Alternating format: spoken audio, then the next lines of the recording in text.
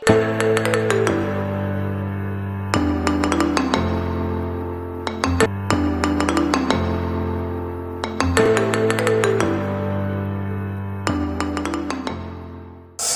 morning we'll be taking the topic flightless birds. Can you repeat after me?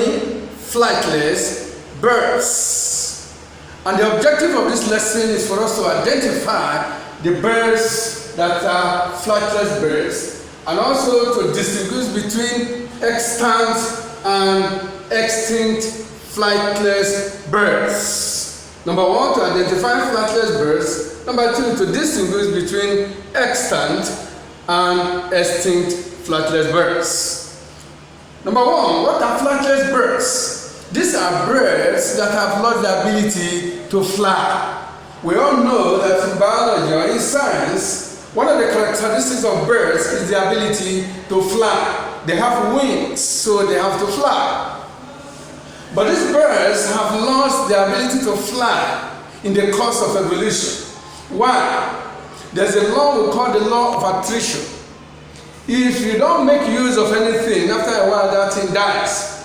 So these birds, they were not making use of their wings. Maybe they had easy access to food, so they didn't fly for a very long time. After a while, they lost their ability to fly, and today they are called flightless birds. One example of a flightless bird is our ostrich.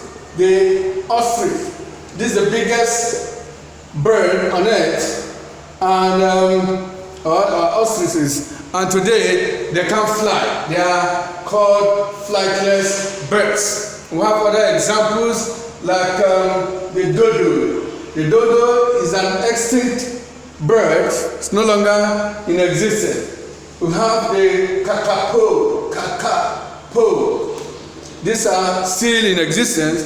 The ostriches are still in existence. This one is no longer in existence. And so the ones that are still existing we call extant flightless birds. The ones that are no longer in existence, like the dodo, we call the extinct flightless birds.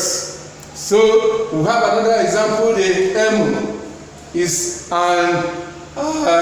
also a flightless bird, but this is also extant. It's still in existence today.